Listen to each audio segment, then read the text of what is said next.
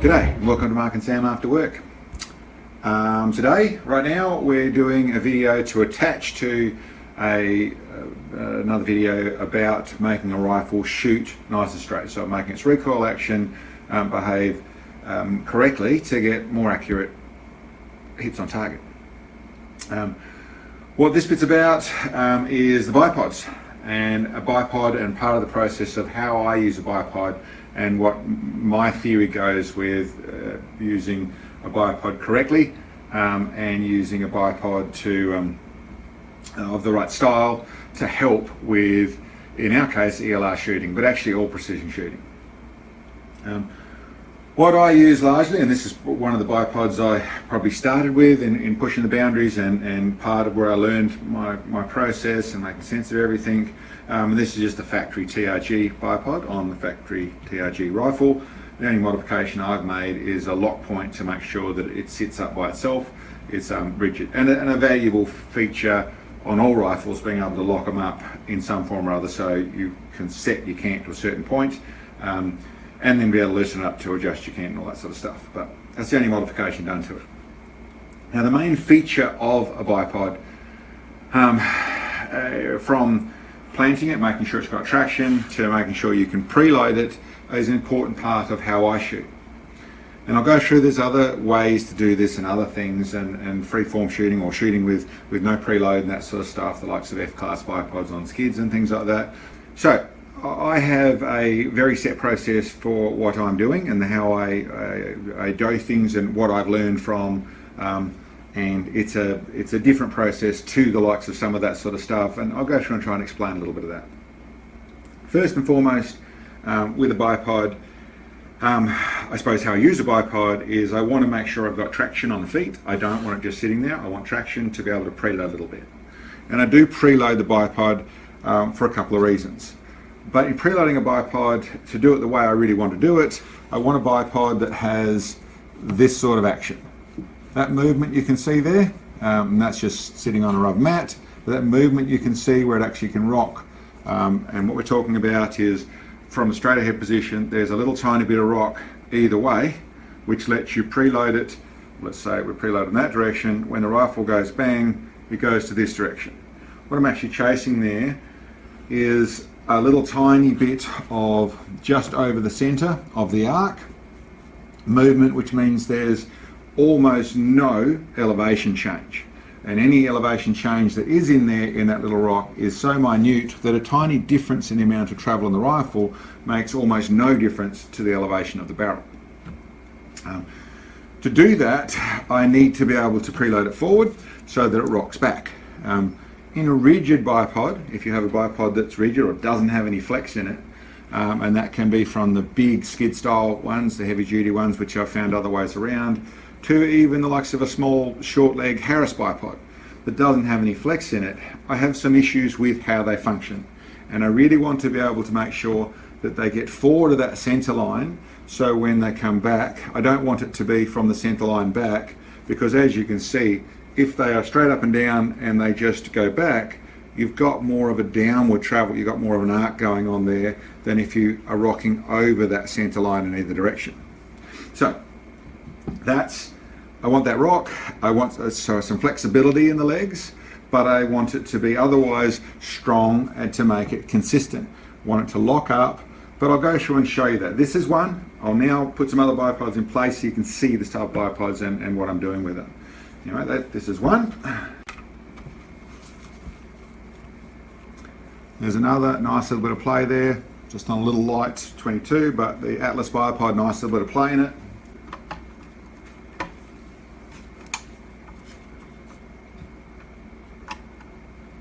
Bit hard to get those feet to grip, they're made to go into the dirt, but the same thing, that's a custom bipod using the long Atlas legs, but a custom bipod. This is actually the chassis off my Shytac, well, it's the Gibbs 375, which used a long shop, same design, same principles involved there.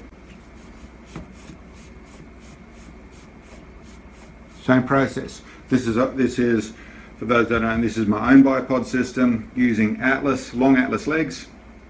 And this is actually a wraparound system that I have, it goes on a barrel guard and that sort of stuff that we do as well. I'll stop at changing things over and before we go to other ones to go through and explain part of the process here. Once, as you can see, they all have that forward and back rock. If you look closely, you'll realise that the longer the leg, and obviously when it comes to an arc, when you've got this amount of movement, if you've got a very small arc, then that amount of movement is a lot of elevation change. If you've got a very long leg, then that amount of movement is no elevation change. So in the common sense of that means that the longer the leg, the less the arc. So a long leg's a good idea. But obviously you don't want the rifle too high. You want to be able to get the rifle down low. One of the features I like about them, and you'll see most of the bipod, there's obviously the standard little atlas I showed you there, which is normal underneath the rifle. But most of my precision rifles will find I've got the legs coming from a taller place. That gives me a couple of features. In this sort of bipod, it tucks away very nicely, so it can disappear to where it goes in the bag, or when you want to shoot off a barricade or whatever type thing, you've got nice clearance on that sort of form. So that's good. The real feature of this is twofold. One is exactly that. The longer leg, the less movement you're going to have in the way of elevation change for the amount of rock you've got. The other feature is coming from a high place gives you a nice low centre of gravity for your rifle, so it tends to hang from underneath.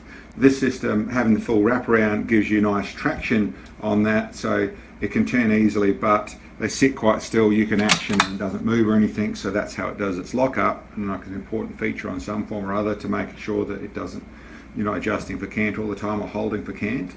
But the big advantage we're actually getting out of running the legs so high is a longer leg all the time, even when it's down low, a longer leg in the system.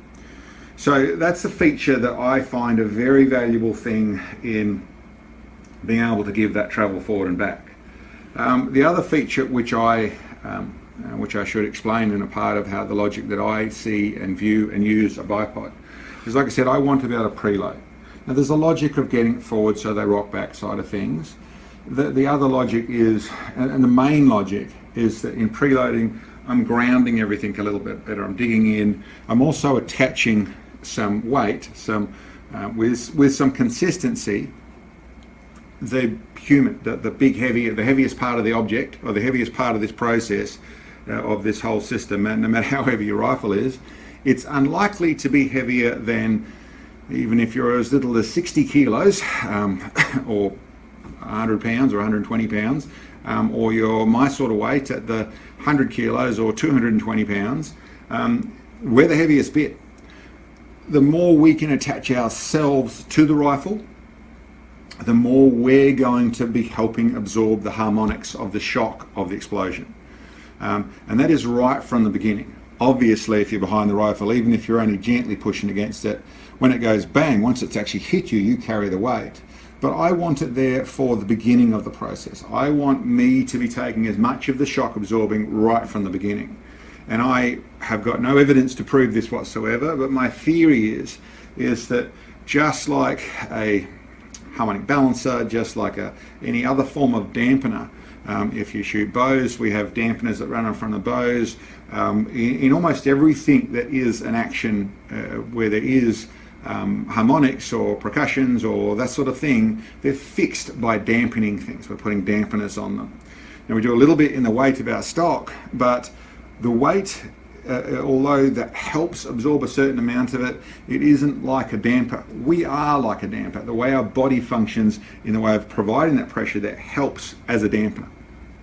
So part of my theory, part of my logic is that in pushing into this with a set amount of preload, not too much, you don't want to just be distorting things or causing it to go too far forward, but a nice amount of even pressure in the back here is actually attaching us, this big squishy human, and using us as a dampener to the back of the rifle.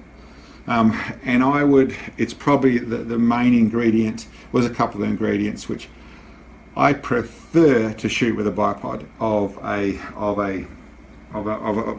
rocking style of some form or other. Now I've got another one which I'll go through, which you've seen probably on our 50 cal, which is the 50 BMG, which is a different process to try and end up with the same result, but versus the F class style, the skids bipod. Now the logic of that is very sound, because it has a very rigid, very wide bipod, another important feature, which all these have not been shown, but all these are decent, and the more width you get, the more stability you have it to the ground, obviously. And they're nice, big, wide bipods, so they sit out nice and wide. The bit that I'm not so au fait on is the fact that, apart from the fact you've got to set up a skid board really to use them, so you get a nice flat thing, and then there's particular felts or particular covers and things like that to make them run with a certain amount of traction, so they're helping with a bit of recoil, and they're going to track nice and straight and forward and back. And the logic is that with a good bag on the back and the skids on the front and a flat plate, it's going to cycle straight back. Really, it's a logic that works, and really only works properly with very heavy rifles. So, you know, your rifles are moving into the 40, 50, 60, 70. There's even, you know, I know some of those rifles at the 50 kilos. So, yeah, that is 110 pounds of rifle, which you can see how that sort of stuff is going to work nicely with the fact that it's getting back because the rifle's so heavy. In my way of looking at it, I really am not trying to run so heavy rifles as a rule, but what I'm actually doing is I want to be able to preload, which is not something you've really got the feature of doing in that form. If you try and preload, you'll push them forward. So there, up behind them, there's a little bit of preload through the nature of the weight of the rifle and the amount of traction they've got on that side of things, but it's not at the same sort of levels. And then because of that, they're also not grounded other than by the skids. So to me, you're not using some of your dampening abilities in the system. Obviously works very well, and in a right setup with the right rifle and that sort of stuff, obviously very super accurate way to do it. Not the way I'm doing it, not the way I do it. As you can see with this one here, this is the process. I'll just grab this other 50 cal and the 50 BMG chassis so you can see what I've done in that place and explaining that process. Now, this one here, I really went through a different process because it was going to be a heavy rifle. This one is a heavy rifle. This is up in the 20 kilos, so it's just over the 40 pounds of rifle. It's a 50 BMG, so it's a big heavy lump. It's a 50 BMG pushing 800 grain bullets, so there's a lot of whack going on here. I wanted a stronger bipod. Did I need one? It probably would be fine with one of the heavy, like a 5R, that type of thing in the Atlas side of things. But I went through a process of, listen, this is a nice strong bipod, but rigid, no flexibility in it. It doesn't have any twist in these legs. So that meant what it's designed to do is it's designed to work as skids. So it's like a tactical form of an S-class, F-class style thing made to skid backwards. And for close range stuff, that's going to work fine. What I designed instead was this bearing block system, which gives me that straight back sort of thing.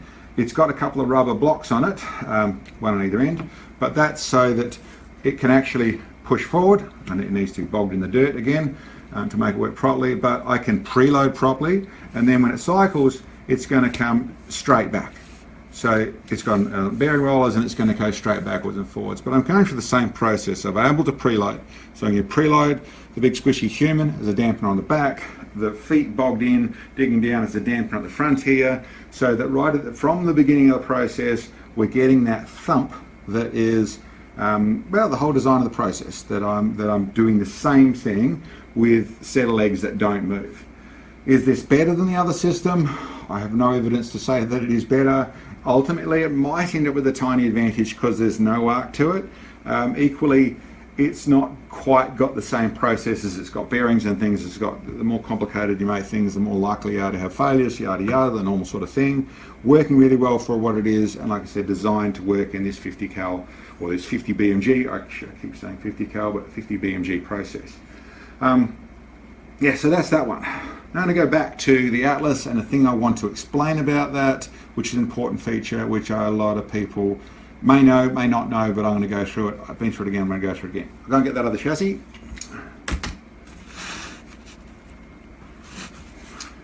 Okay, got this little one here again.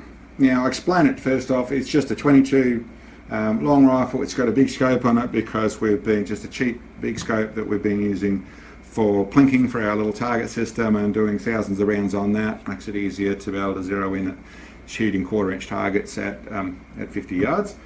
But that's a simple rifle. We don't shoot it. It's not got a bag ride or anything. We don't shoot off a bag with this one. We just shoulder shoot it. It's really a little hunting rig otherwise, but for pest control. But for the purpose of today, I wanted to show it because we do use it with this. And yes, even with a 22, we preload and find slightly better groups with the right amount of preload in the bipod. Same little bit of rock in it, works really nicely. Yeah, anyway. The bit I want to talk about this. This is an Atlas bipod, great bipod, really well. Very flexible with lots of different positions you can use them in that side of it. And that's actually what I want to discuss. They're designed to shoot like this, but as people that know that they also have as a few other bipods nowadays have as well, as have a position like that there, where you can actually go at 45 degrees. Now, I see people shooting with this, and there is a place to use it, and in my opinion, there's a place not to use it. I'm in closer ranges, and I couldn't tell you how far, but probably in the 300, 400, even 600 yards with the right sort of setup, you're not going to find any major issues because, well, what you're actually going to do is you are going to find slight elevation changes. And that's for exactly the process that we're discussing. As you know, as I've just been through, when it's sitting up the top here and you've got this forward and back action, you've got a very straight process. A bit hard to do by my hand here. We're just holding my hand at the back here. But you've got a straight, when it goes from forward preloaded to bang, it allows you to shoot straight back. And that's because we're on the top of the arc. Once we come down to our 45 degrees, in whatever direction you want to go in 45 degrees, what you've actually got there is, you'll notice, I'll see if I can make it actually happen, when we go forward and back, very easy to see. The muzzle drops for an obvious, simple, logical reason. The arc now is travelling up and down here. So we've got preloaded forward up, fired, shot down, and what you will find, if you test, you will find a lower point of impact because your rifles the barrel's coming down as it comes back on recoil. And that's something that starts to affect precision-wise. Now, as I've always said about all this sort of stuff, if you are completely consistent and always do it, the only point of impact change you're going to find is your first shot. You adjust for your first shot, and then you're on there doing all the same. The problem with that, first of all, is your first shot. Your cold bore, or your first shot at that target, you move from here, you fold it down, you go over here, you're actually going to be shooting lower because of that. The next important thing is that in the way of your grouping, when you're shooting like this, you're going to tend to find vertical stringing is probably what you're going to find, because unless you're completely consistent, it's going to drop down different amounts depending on what your preload is. And that also goes for, I've seen people talk about and talking about this sort of thing. You got one forward and one back as to where you're trying to get on that sort of thing. Once again, close ranges, that's sort of going to do it. The truth of it is, if you look at that, what's actually happening when it goes through that process is it's actually moving from side to side. A bit hard for you to see. If I do like this, no bullets in here, you're not in danger. When I push it backwards and forwards, you can see exactly what's happening with that. It's moving from side to side. So my way of looking at it is that position there, that's not a position. If I'm showing a gun off and put it on the bench, all that side of things, I get it. For closer range shooting, and not after extreme precision, shooting steel, 300 yards, 200 yards, that's the stuff. For understanding, allowing for it, I get it. All those things have come back into play, and I understand the feature of it, and it is a valid feature that certainly can be used.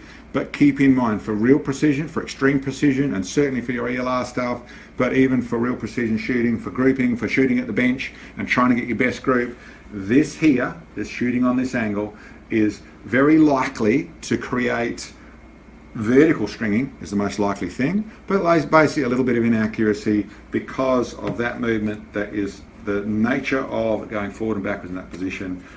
Still, I think they're a great bipod. I think the option's a nice option there, but understanding is what I'm suggesting.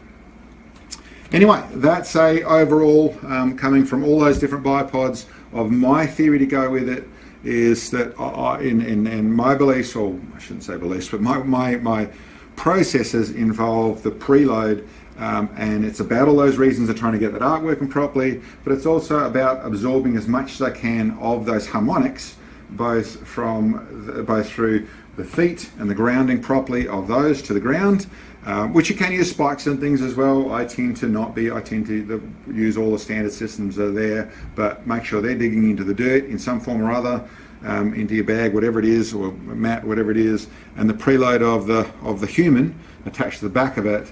I'm doing that for the real purposes of trying to control things, but trying to absorb those harmonics as well. Anyway guys, that's the little bit about bipods. Hope that makes some sense. Thanks for checking in on us. We'll catch you next time.